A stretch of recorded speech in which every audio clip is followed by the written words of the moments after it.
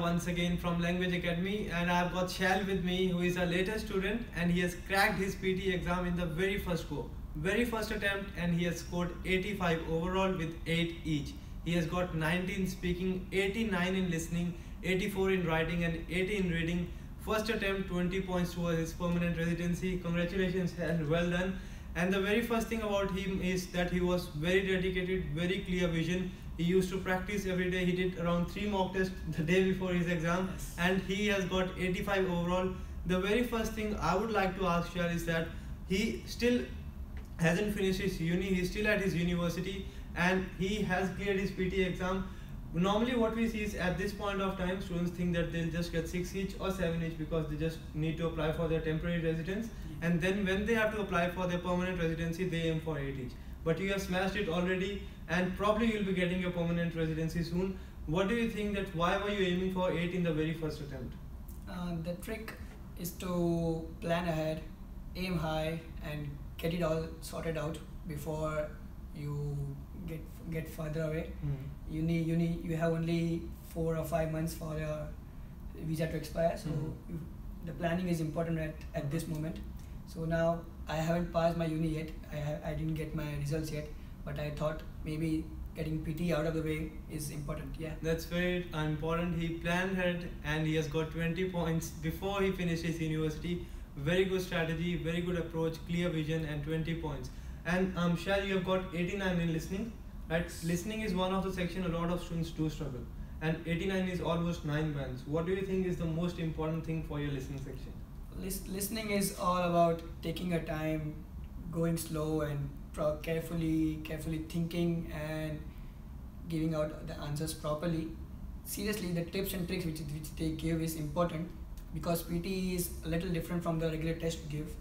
And it's important to just listen properly, take your time, and score it as much as possible. That's right. So it's very important you know how everything works. It's not like you're just rushing through it. You have to manage your time, and yes, you need to know the tricks and strategies. Otherwise, it's gonna be a bit hard. But yes, you will get over the line.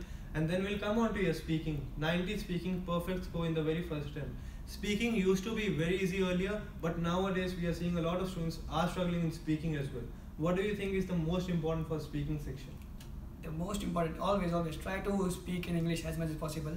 And because the thing is, we have friends and families, we talk every day almost, and then we talk in our regional languages, which makes it even harder to speak in English. So try to achieve this 1990 score by just speaking in proper English and proper accent with your proper foreign friends. And seriously, the tips and tricks always works a lot. What do you think, what was the most important trick in your speaking section? The first time I came to this class, I said something about an essay and a paragraph, which was completely out of topic, or completely out of sync, completely out of language and sentences. But then what I got was, we need some keywords, and we need some content properly. We need to just mix it together and make a proper statement out of it. That's what I did, and it helped me a lot. Yeah, you got 90 in speaking. And then I remember you did around 3 to 4 mock tests just a day before your exam or 2 days before your exam. What do you think, how were mock tests, and how did they help you to crack your exam in the very first go? Yes. Mock tests are important, because what you get is a pattern of your exam. You get trials and errors, and you know what your errors are, so that you can correct it as fast as possible.